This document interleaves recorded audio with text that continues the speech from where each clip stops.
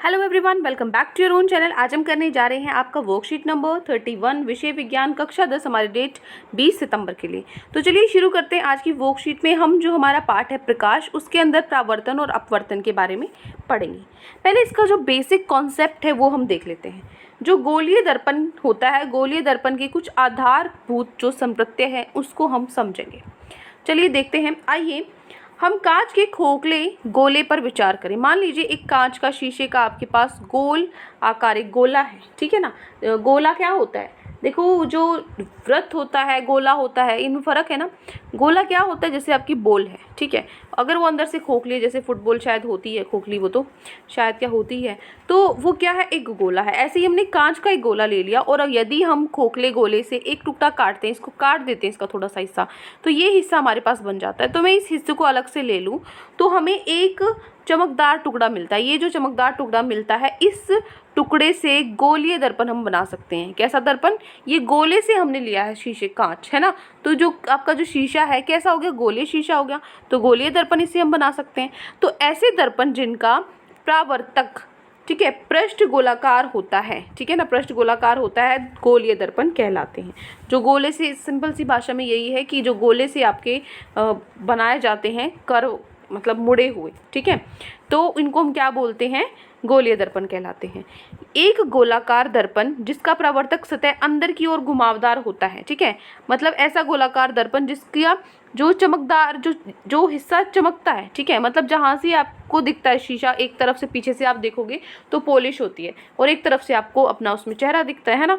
तो जिस परावर्तक सतह अंदर की ओर हो, परावर्तक सतह जहाँ से आपकी जो मिरर है, शीशा होता है जिस तरफ से, वो अंदर की तरफ हो, ठीक है। ये वाला हिस्सा मान लो ये आपका क्या था, गोला था, इसमें से ये मैंने हिस्सा काट लिया, तो मेरे पास जो ये हिस्सा बच गया है, इसमें बाहर की तरफ पॉलिश है, जो ये आपको ग्रे दिख रहा है, और अंदर की तरफ ये क्या है, शीशा है आपका। तो ऐसे जो जिसका परावर्तक सतह अंदर की ओर घुमावदार होता है, और वो क्या होते हैं, ठीक है, मतलब गोले के केंद्र की ओर होता है, ऐसे दर्पण कैसे कहलाते हैं, अवतल दर्पण कहलाते हैं, ठीक है ना। ऐसे ही गोले को हम क्या बोलेंगे, अवतल दर्पण। और इसका उल्टा, अगर हम अब हमारे पास अब की बार अंदर की तरफ हमने पॉलिश कर दिया, देखो यहाँ अंदर की तरफ पॉलिश कर दिया और बाहर की तरफ है आपका परावर्तक पृष्ठ, ठीक है, तो इसको हम कैसे बोलेंगे, उत्तल दर्पण बोलेंगे, ठीक है। तो दो तरह के आपके गोलीय दर्पण होते हैं, क्या, अवतल दर्पण और उत्तल दर्पण, ठीक है।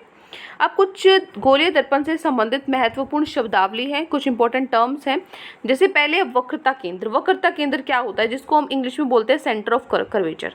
वक्रता केंद्र क्या होता है, देखो जो गोलीय दर्पण का परावर्तक पृष्ठ गोले का एक भाग होता है, ठीक है ना। क्या कह रहे हैं यहाँ पे, गोलीय दर्पण का परावर्तक पृष्ठ, ये आपका मान लीजिए ये आपका क्या है, गोलीय दर्पण का, इसका जो परावर्तक जिस तरफ से आपकी जो मतलब जिस तरफ से शीशा है आपका, ठीक है, ये क्या होता है, गोले का भाग होता है। गोले का भाग होता है तो गोले का तो केंद्र भी होता है, तो इस शीशे का भी तो कोई ना कोई केंद्र होगा ना, तो उस शीशे के केंद्र को हम क्या बोलते हैं, वक्रता केंद्र बोलते हैं, ठीक है। इस बिंदु को गोलीय दर्पण का वक्रता केंद्र कहा जाता है इसको, ठीक है ना। इसे सी अक्षर से निरूपित किया जाता है। सी क्या है यहाँ पे, जो सेंटर ऑफ कर्वेचर है, ये क्या है, वक्रता केंद्र है, ठीक है। उसके बाद है वक्रता त्रिज्या। वक्रता त्रिज्या क्या होता है, रेडियस ऑफ कर्वेचर क्या होता है, तो देखो गोले की जो त्रिज्या है, गोले की जो त्रिज्या है, ठीक है, कुछ ना कुछ होती है, तो इसी तरीके से इस गोलीय दर्पण का परावर्तक पृष्ठ बनता है, ठीक है, दर्पण की वक्रता त्रिज्या कहलाती है। जैसे गोले की त्रिज्या होती है, वैसे इस शीशे की भी क्या है, ये त्रिज्या है। कहाँ से जो का केंद्र है, सेंटर है, सेंटर से आपका शीशे तक जो ये बनती है, ये क्या होगी, आपकी वक्रता त्रिज्या होगी, ठीक है। इसे किससे हम दिखाते हैं, आर से हम दर्शाते हैं। यहाँ पे आर लिख लेना, इसको आर से हम दर्शाते हैं, ठीक है। आर क्या है, यहाँ पे जो आपकी सी पी क्या है, वक्रता त्रिज्या है, ठीक है। फिर आता है मुख्य अक्ष क्या होता है, प्रिंसिपल एक्सिस क्या होता है, मुख्य अक्ष, जिसको हम प्रिंसिपल एक्सिस बोलते हैं। देखो गोलीय दर्पण के ध्रुव तथा वक्रता से केंद्र से गुजरने वाले, 1 मिनट 50% नेट खत्म हो गया, बच्चे फिर कहेंगे, है ना, कोई नहीं, चलिए। तो यहाँ पे जो मुख्य अक्ष है, प्रिंसिपल एक्सिस, गोलीय दर्पण के ध्रुव तथा वक्रता केंद्र से गुजरने वाली रेखा को मुख्य अक्ष कहते हैं। ये क्या है आपका, जो पोल जिसको हम बोलते हैं, ठीक है ना, ये क्या ध्रुव है यहाँ पे, और यहाँ सेंटर जो केंद्र है आपका, वक्रता केंद्र, इससे गुजरने वाली जो सीधी रेखा है आपकी, उसको हम बोलते हैं मुख्य अक्ष, जिसको आप यहाँ पे प्रिंसिपल एक्सिस लिखा हुआ है, ठीक है। ये हो गई आपकी वर्कशीट। अब आपके क्वेश्चन आंसर्स पे चलते हैं। तो आज की वर्कशीट में आपके 2 क्वेश्चन दिए हुए हैं। पहला, विकल्प वाले सही विकल्प आपको चुनना है। 4 ऑप्शंस दिए जाएंगे, 4 में से जो एक सही है वो आपको छांटना है। दूसरा, सही और गलत, ठीक है, ट्रू फॉल्स है, आपको सही और गलत बताना है। तो चलिए पहले क्वेश्चन से हम स्टार्ट करते हैं। पहला क्वेश्चन है आपका,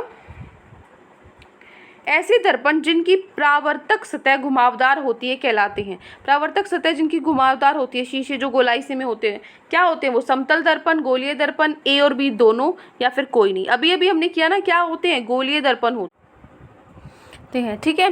तो अब चलते हैं नेक्स्ट क्वेश्चन पे। सेकेंड पार्ट है, गोलीय दर्पण गोले का एक भाग है और गोले का एक केंद्र होता है जिसे दर्पण वक्रता केंद्र, त्रिज्या, वृत्त का केंद्र या कोई नहीं, क्या कहेंगे? देखो अभी अभी हमने पढ़ा था कि जो गोलीय दर्पण जैसे गोले का एक केंद्र होता है ना, वैसे ही गोलीय दर्पण का भी केंद्र होगा जिसको हम क्या बोलेंगे? वक्रता केंद्र बोलेंगे, ठीक है। जो ए ऑप्शन है वो आपका सही होगा, ठीक है। पहले पार्ट का आंसर क्या है? बी, सेकेंड का ए, ठीक है। थर्ड है, यहाँ पे थर्ड आएगा, ठीक है, इस तरीके से। गोलीय दर्पण के ध्रुव और वक्रता केंद्र से गुजरने वाली सीधी रेखा है, कौन सी है? अभी हमने जैसे ये आपका गोला है, ठीक है, ठीक है, जैसे ये है, किसी कुछ भी ले लो, आपको अवतल लेना है, कैसा भी ले सकते हो आप दर्पण। तो यहाँ से जो ध्रुव से और केंद्र से, वक्रता केंद्र से जो गुजरती है, इस रेखा को हम क्या बोलते हैं? मुख्य अक्ष, है ना। अभी हमने पढ़ा था प्रिंसिपल एक्सिस जिसको बोलते हैं इंग्लिश में, मुख्य अक्ष, ए ऑप्शन, ठीक है। दूसरा क्या था? कोई धुरी, जीवा या कोई नहीं, तो क्या होता है? मुख्य अक्ष, तो ए ऑप्शन हमारा सही होगा। उसके बाद है आपका चौथा पार्ट। चौथे पार्ट में है, चित्र में दिया गया दर्पण, जहाँ ये आपको जो दर्पण दिया हुआ है इसके अंदर ये कैसा दर्पण है? उत्तल दर्पण, अवतल दर्पण, समतल या फिर कोई नहीं। तो देखो यहाँ पे जो आपका परावर्तक सतह है ये है, ठीक है, ये अंदर की तरफ है, अंदर की तरफ होती है, इसका मतलब कौन सा होता है? ये आपका अवतल दर्पण होगा, ठीक है ना। अवतल दर्पण, उत्तल दर्पण जो बाहरी होता है और अवतल जो अंदर वाला, ठीक है, अवतल दर्पण। तो बी ऑप्शन आपका करेक्ट होगा। तो ये 4 आपको दिए गए थे सही विकल्प जिसमें आपको छांटना था। अब हम चलते हैं हमारे ट्रू फॉल्स पे, जो सही और गलत आपको बताने हैं, ठीक है। देखिए यहाँ है, चलिए। पहला है आपका, निम्नलिखित कथनों के लिए सही या गलत आपको लिखना है। पहला है, ऐसे दर्पण जिनका परावर्तक पृष्ठ गोलाकार होता है गोलीय दर्पण कहलाते हैं। ऐसे दर्पन जिनका परावर्तक पृष्ठ गोलाकार होता है, गोल होता है, कैसे होते हैं? बिल्कुल ऐसे दर्पण जिनका आकार गोल होता है, जो गोल आकार के दर्पण से बने होते हैं, उसके एक हिस्से को काट कर बने होते हैं, वो गोलीय दर्पण कहलाते हैं, ठीक है, बिल्कुल सही हो जाएगा ये। नेक्स्ट है, गोलीय दर्पण के ध्रुव और वक्रता केंद्र से गुजरने वाली सीधी रेखा की मुख्य अक्ष कहते हैं। बिल्कुल अभी अभी हमने इसमें पढ़ा ना कि जो गोलीय दर्पण है वो जो ध्रुव और वक्रता केंद्र से जो गुजरता है इसको हम क्या बोलते हैं? इसको मुख्य अक्ष बोलते हैं। अभी हमने किया था ये, देखो ए ऑप्शन था, है ना। तो ये भी क्या है? बिल्कुल करेक्ट है। नेक्स्ट है, गोली की त्रिज्या जिससे गोलीय दर्पण का परावर्तक पृष्ठ बनता है, दर्पण की वक्रता त्रिज्या कहलाती है, ठीक है। गोले की त्रिज्या जिससे गोलीय दर्पण का परावर्तक पृष्ठ बनता है, जैसे मान लीजिए ये आपका क्या है? गोला है, ठीक है। गोले की त्रिज्या जो है, ठीक है, ये जो आपकी त्रिज्या, इससे गोलीय दर्पण का परावर्तक, यहाँ ये आपका परावर्तक पृष्ठ बनता है, तो इसको हम क्या बोलते हैं? वक्रता। ये वक्रता केंद्र होता है और ये क्या होती है? वक्रता त्रिज्या होती है। तो ये क्या होगा? बिल्कुल सही होगा, ठीक है। नेक्स्ट है, समतल दर्पण गोलीय दर्पण का उदाहरण है। देखो जो समतल दर्पण है वो गोलीय दर्पण का उदाहरण हो सकता है एक तरीके से, यहाँ पे सही भी गलत भी दोनों आ सकते हैं, ठीक है। लेकिन ये आप एक बार अपनी मैम से ज़रूर कन्फर्म करना, क्योंकि देखो आपकी क्लास के हिसाब से देखिए तो हम जो आपके दर्पण है उसको 2 हिस्सों में बांटते हैं। एक होता है समतल दर्पण और दूसरे तरह के दर्पण होते हैं गोलीय दर्पण। तो उनके अलग 2 प्रकार में हमने इनको ये बांट दिया, तो ये इसका उदाहरण इसमें नहीं कंसिडर करते। लेकिन अगर एक्चुअल देखा जाए तो ये इसका उदाहरण ही होता है। कैसे होता है? देखो जैसे मान लीजिए ये आपका गोला है, ठीक है।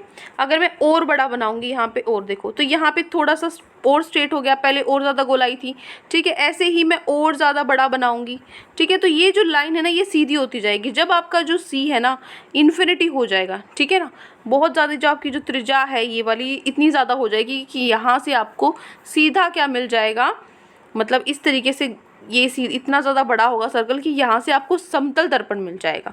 इसीलिए ये सही होता है एक तरीके से, ठीक है ना, ये सही होता है। लेकिन एक बार आप इसको ये कंफर्म कर लेना, मैंने यहाँ पे गलती इसीलिए लिखा था ताकि मतलब आपके हिसाब से आपकी जो बुक है उसमें 2 प्रकार के आप दर्पण आपको दिखाए जाते हैं, ठीक है। तो एक बार ये मैम से आप ज़रूर कंफर्म करना कि यहाँ पे हम सही लिखें या गलत लिखें, ठीक है। सबके अलग अलग व्यू हो सकते हैं इस क्वेश्चन पे, ठीक है। तो वैसे मेरे हिसाब से ये सही होना चाहिए, ठीक है।